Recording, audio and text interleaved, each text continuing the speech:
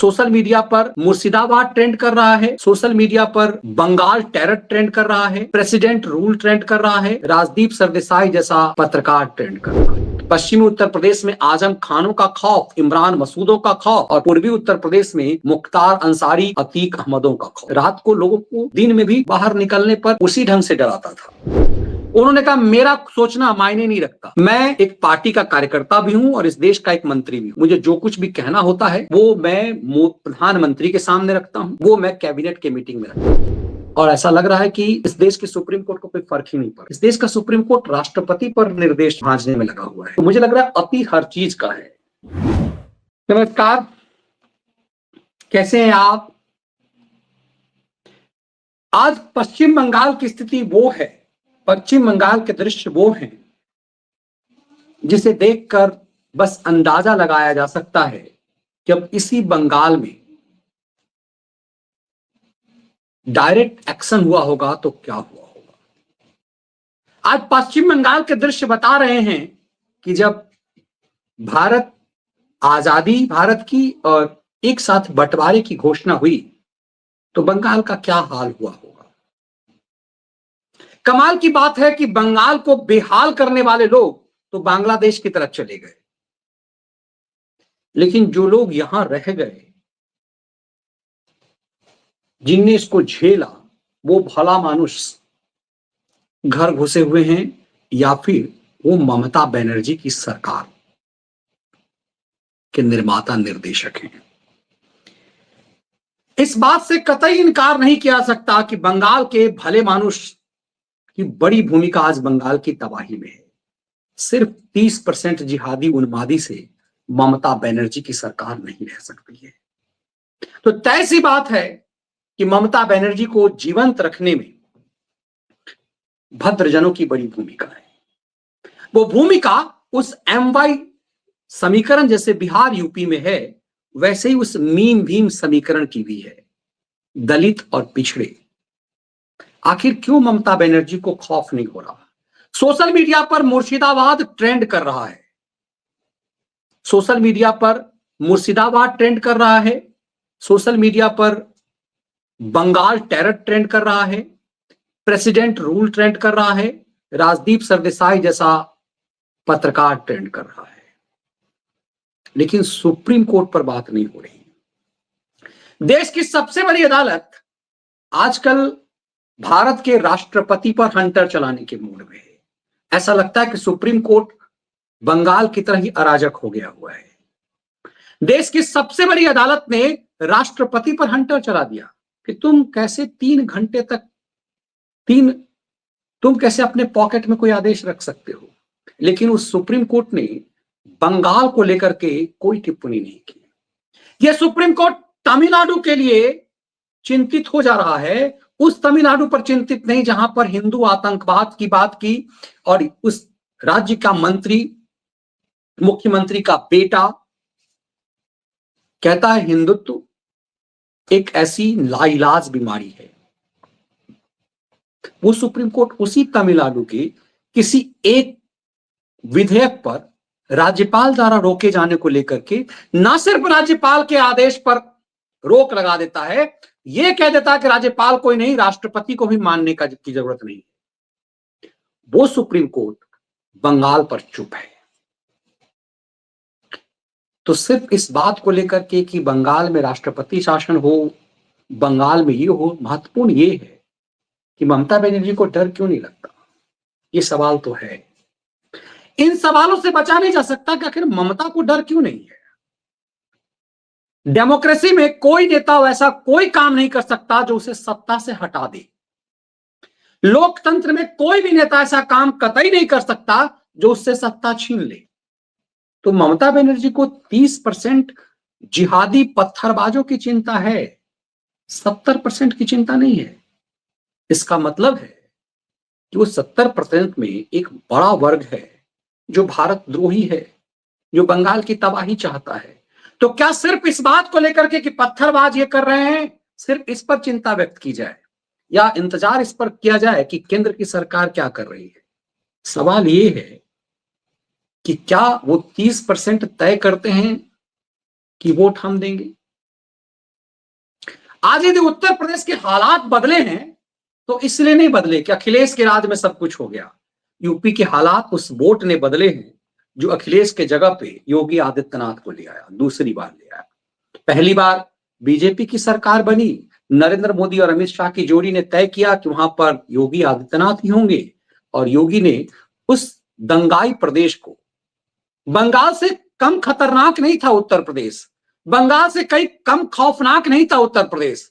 पश्चिमी उत्तर प्रदेश और पूर्वी उत्तर प्रदेश में लोग ढिबिरी जलने से पहले घर में घुस जाया करते थे। पश्चिमी उत्तर प्रदेश में आजम खानों का खौफ, इमरान मसूदों का खौफ, और पूर्वी उत्तर प्रदेश में मुख्तार अंसारी, अतीक अहमदों का खौफ। रात को लोगों को दिन में भी बाहर निकलने पर उसी ढंग से डराता था। बंगाल पर बात हो तो चौतरफा बात हो। तो क्या इस देश की सुप्रीम अदालत को इस देश की चिंता नहीं?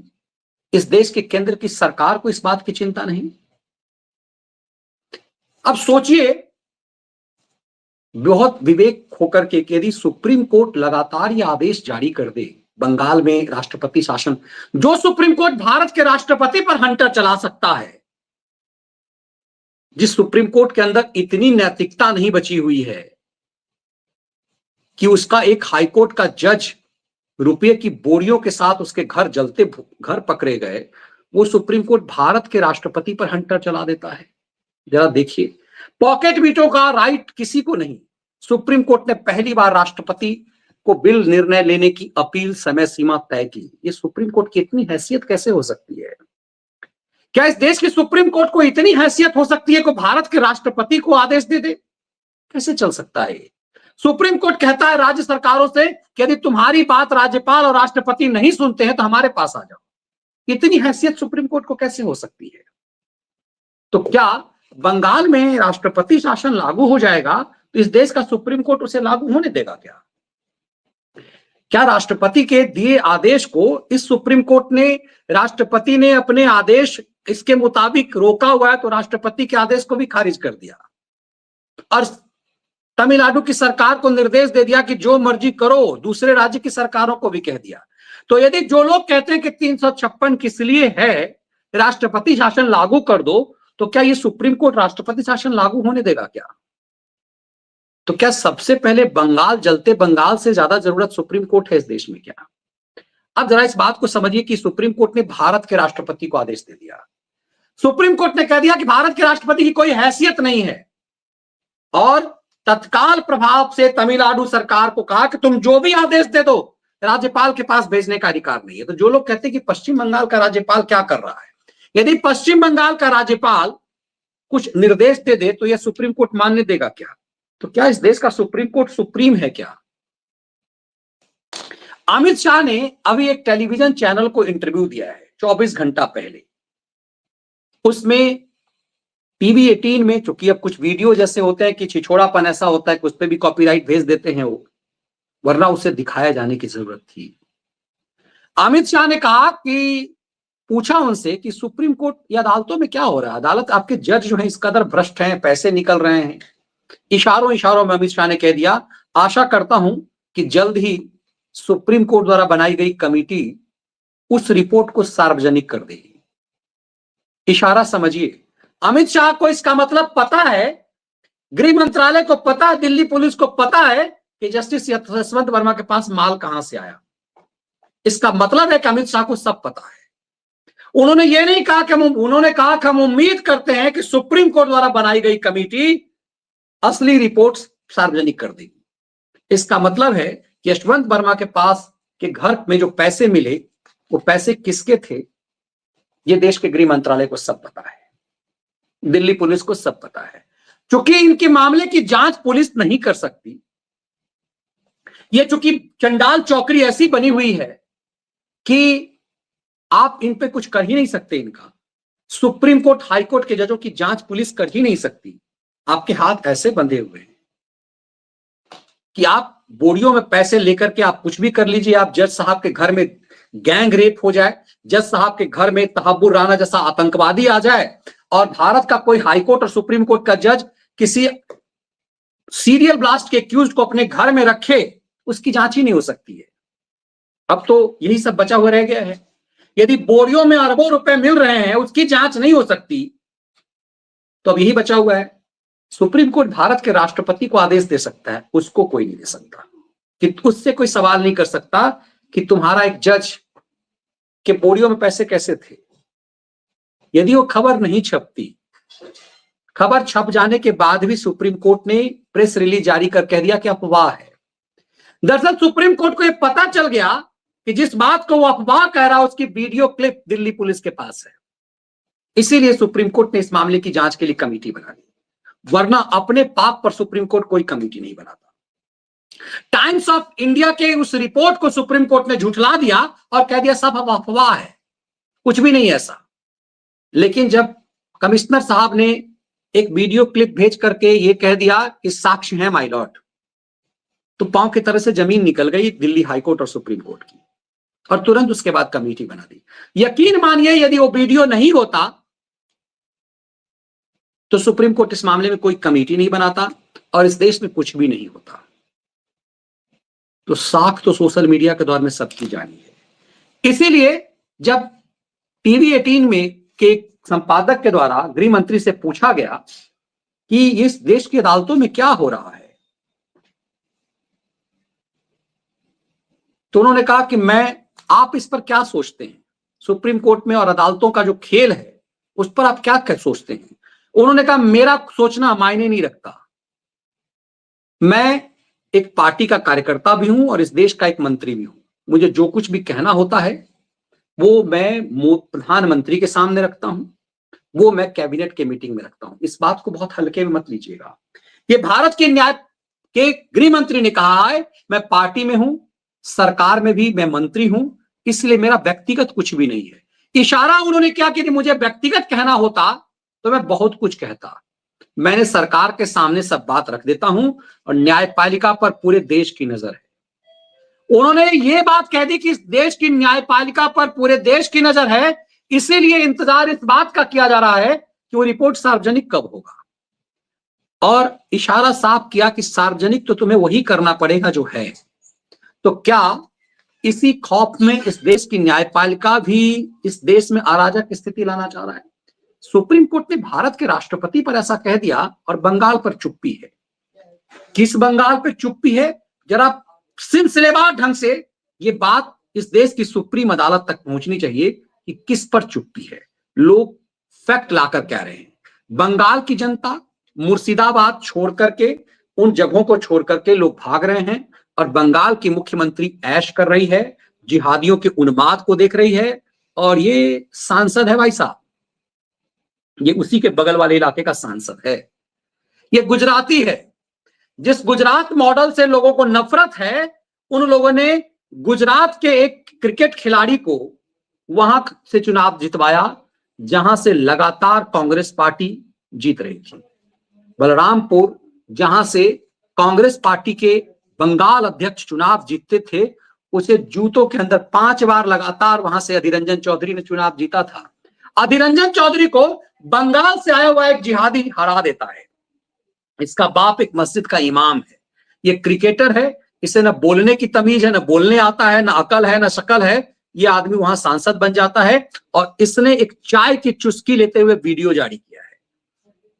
मतलब मुर्शिदाबाद में जो जिहादी काम कर रहे हैं उससे आनंद मना रहा है। ऐसे समय में इसने एक यूसुफ पठान ने ये फोटो डाली किया है और बंगाल के पुलिस के लिए लोग इस तरह की तस्वीर जारी कर रहे हैं। उस पर आज कम से कम ये है कि अधीर रंजन चौधरी ने मुंह खोल दिया। अधीर रंजन चौधरी के पीड़ा को देखिए। মুর্শিদাবাদ জেলায় কেন্দ্রীয় বাহিনী পাঠানোর সিদ্ধান্ত হয়েছে। হাইকোর্টের নির্দেশের আগেও বিএসএফ তারাও কিন্তু কেন্দ্রীয় বাহিনী তারা শামসেরগঞ্জ এলাকায় তারা মোতায়েন হয়েছিল। दरअसल अधीर रंजन की पीड़ा इस बात को लेकर के है कि कांग्रेस की चुप्पी है। मुर्शिदाबाद पर कम से कम हाईकोर्ट ने इतना बड़ा जजमेंट दिया और उसके बाद वहां केंद्रीय बल पहुंच चुका हुआ है। लेकिन मुर्शिदाबाद के हालात देख करके आप समझ जाइए कि आम पब्लिक क्या कह रही है, सुप्रीम कोर्ट कोई सुनाई क्यों नहीं दे रहा। हम लोग राष्ट्रपति चाहते हैं, अराजकता चलता है, या गुंडागर्दी चलता है। हर शुक्र जब भी कोई जुलूस होता है, शुक्रवार नमाज के बाद इधर आतंक फैलाया जाता है। अब ये आदमी देखिए मुर्शिदाबाद से लेकर पूरे बंगाल में कह रहा है कि शुक्रवार को आतंक का माहौल रहता है जहां बहुसंख्य मुसलमान होते हैं। अब ये देखिए ये क्या कह रहा है, कि किस तरह का चैलेंज कर रहा है। इस देश की सुप्रीम अदालत को ये सब सुनाई नहीं पड़ रहा। প্রশাসনকে यदि বলছি यूपी में ওয়েস্ট होता तो বেঙ্গল क्या? মুর্শিদাবাদ এবং কলকাতার পুলিশ প্রশাসনকে বলছি এই ওয়াকফ বিলের জন্য আমার মুসলমান ভাইরা মিছিলে আছে এবং মিছিল বানাইছে, তাদের গাতে যেন একটা ছিটকে ঘা যেন না পড়ে। সাবধান হয়ে যাও তোমরা, পুলিশ প্রশাসনকে বলছি তোমরা সাবধান হয়ে যাও। ওয়েস্ট বেঙ্গল মুর্শিদাবাদ এবং কলকাতার পুলিশ প্রশাসনকে বলছি এই अब ওয়াকফ सोचिए বিলের জন্য ये आज यदि बंगाल में हो, उत्तर प्रदेश में होता तो इसका क्या हाल होता। इसीलिए आपको याद होगा कि लगातार सीएम योगी आदित्यनाथ ने कहा कि जहां पर 100 हिंदुओं के बीच में मुसलमान तो रह सकता है, लेकिन 100 मुसलमानों के बीच 10 हिंदू नहीं रह सकते। आज कम से कम कोई नहीं बोल रहा, किसी राज्य का मुख्यमंत्री नहीं बोल रहा, प्रधानमंत्री की चुप्पी है, कम से कम योगी बोल रहे हैं। 3 हिंदुओं की निर्मम हत्या हुई, उनके घरों से खींच करके उनकी हत्या हुई। और ये सब कौन है? वही दलित है, वही वंचित है, वही गरीब हिंदू है। अब मैं यही कह रहा हूं कि जो बात योगी उसी बात को दोहरा रहे हैं। इसको आप सुन लीजिएगा, हमारे ट्विटर हैंडल पर है। और उसको इसीलिए मुझको कहते हैं कि हम इसीलिए कह रहे थे कि 100 मुसलमानों के बीच 10 हिंदू नहीं रह सकता, 50 हिंदू भी नहीं रह सकता। योगी की बात देश को धीरे धीरे समझ में आएगी। जिस तरह से गुजरात के मुख्यमंत्री रहते हुए नरेंद्र मोदी राष्ट्रीय नेता बन गए, योगी आदित्यनाथ की लकीर लंबी होती जा रही है। और फिर मैं कह रहा हूं, बंगाल की मुख्यमंत्री को लगता है कि 30% वोट के अलावा यदि वो खरीदे हुए बनर्जी चटर्जियों के 5-7% वोट भी यदि पा ली तो सत्ता हासिल कर लेगी। अब 42% 45% से कम पे सरकार नहीं बनती। तो सवाल यह, क्या ममता को लगता है कि ये थोक वोट ज्यादा जरूरी है? और इसीलिए कांग्रेस की चुप्पी इस बात को लेकर के भी है कि सबको इसी वोट की चिंता है। यही वोट कभी वामपंथियों को गिरता था। लेकिन उसके साथ असली अपराधी वो नहीं है जो जिहादी हैं, असली अपराधी वो हैं जो शरबत जिहाद के खेल को खेल रहे हैं। अब सोचिए ये आदमी कौन है? ये टीएमसी मंत्री सिद्दीकुल्ला का है। और इसको जरा इसके जहर को सुनिए। इस देश की सुप्रीम कोर्ट को संज्ञान लेने की फुर्सत नहीं है। সম্পত্তি তালিকা তা খুলে দেখুন, কলকাতার রাজভবন ওয়াকফ সম্পত্তি, ইডেন গার্ডেন ওয়াকফ সম্পত্তি, হাইকোর্টের জায়গা ওয়াকফ সম্পত্তি, এমনকি ব্রিগেড ময়দান সেটা ওয়াকফ সম্পত্তি। ये तृणमूल कांग्रेस मंत्री है वहां, और ये कह रहा है ईडन गार्डन, ब्रिगेड मैदान, राजभवन, कोलकाता हाईकोर्ट, ये सब जो है वो बांग्लादेश, वो सब वक्फ की संपत्ति है। इसीलिए मैं बार बार कहता हूं कि योगी आदित्यनाथ भेदभाव के शासन की योजना का लाभ हर वंचित को, हर दलित को, हर गरीब को, हर महिला को, हर अन्नदाता किसान को पहुंचाने का काम यह भारतीय जनता पार्टी की सरकारों ने किया है। लेकिन हमारी समस्या क्या है कि हम उस बात को बार बार दोहरा नहीं पाते। जिन लोगों को सुविधा मिली है उन लोगों तक हम इस बात को पहुंचाने के लिए कुछ देर प्रयास करते हैं, फिर वो प्रयास कहीं ना कहीं रुकता है। लेकिन यह एक विशेष अभियान, जब हम इन कार्यक्रमों के साथ जुड़ेंगे, और 10 दिन का ये बड़ा अभियान, क्योंकि जब भी आप कोई बड़ा कार्य करते हैं, किसी बड़े अभियान को अपने हाथ में लेते हैं, या कहीं भी कोई ऐसी अपनाने का काम करता है। आप सब जानते हैं बांग्लादेश की घटना आपके सामने है, और बांग्लादेश की घटना को लेकर के मुझे लगता है 3 वर्ष पहले हमारे राज्यसभा के सांसद और SC/ST आयोग के पूर्व अध्यक्ष, उत्तर प्रदेश के पूर्व DGP श्री ब्रजलाल जी ने एक पुस्तक लिखी थी और पुस्तक उन्होंने बाबा साहब भीमराव अंबेडकर और उस समय दरअसल योगी यहाँ यही याद दिला रहे हैं कि ये जो मीम भीम का खेल खेल रहे हो, बांग्लादेश ही नहीं पश्चिम बंगाल में भी जो लोग मारे जा रहे हैं वो ज्यादातर दलित हैं। अब इनकी पीड़ा देखिए, सब दलित हैं, कोई इनकी आवाज नहीं उठा। इनके घर गरीबों के लूटे जा रहे हैं, सब दलित परिवार के पिछड़ी जाति के लोग जो मीम भीम समीकरण गढ़ रहे हैं, ये सबको भगा दिया गया वहां से। ये सब মানুষ বাঁচবে, তাদের অবস্থা এই জল খেয়ে মানুষ বাঁচবে, সেই জলটাকেও বীজ দিয়ে দিয়েছে। তাহলে ভাবুন কত ছোট্ট, এটা কয় মাস হলো? ये 5-6 दिन হলো। और ये चीजें ना बंगाल की मुख्यमंत्री को दिख रहा, ना हमारी सुप्रीम कोर्ट को दिख रहा। असल भयावह स्थिति ये है, इन उन्मादियों को देखिए, ये किस तरह का उन्माद फैला रहे हैं। और तब ये सड़क का पूरा खेल जो है वो इस तरह दिख रहा है कि लोग ना মুসলিমরা আপনাদের সাথে কিভাবে অত্যাচার করেছে একটু বলেন। मुस्लिम আমাদের খুব অত্যাচার করছে, প্রচুর অত্যাচার, মানে এত অত্যাচার থামায় না। ये अपने देश के अंदर, ये कोई अफगानिस्तान की दृश्य नहीं है, ये पाकिस्तान का दृश्य नहीं है, ये बांग्लादेश का दृश्य नहीं है, ये पश्चिम बंगाल का दृश्य है। देश की सबसे बदतर स्थिति इसी बंगाल की है। लोग नदी पार करके, आजाद जब भारत हुआ तो इसी तरह से लोग हाथ में थैला लेके अपना जमीन जायदाद सब छोड़ करके आ गए। आज एक एक ढोला लेकर के लोग, इस यही दृश्य हमें लगता है कि बांग्लादेश जब भारत विभाजित हुआ होगा पाकिस्तान 1947 में, ऐसे ही लोग आए होंगे। ये सोचिए, लोग अपना घर छोड़ करके मुसलमानों के डर से आ रहे हैं और बंगाल की सरकार मौन है, ऐसी चुप्पी है। ये चीजें बहुत कुछ बता रही है। कमाल की बात यह है कि इस देश की सुप्रीम कोर्ट को कुछ भी नहीं दिख रहा। सोमवार को सुप्रीम कोर्ट खुल रहा है, शनिवार रविवार बंद था, शुक्रवार को जिहादियों ने उन्माद मचाया, शनिवार को हनुमान जयंती पर इस तरह की जो है वो उत्पात उन्माद मचाया गया। और ऐसा लग रहा है कि इस देश की सुप्रीम कोर्ट को कोई फर्क ही नहीं पड़ रहा।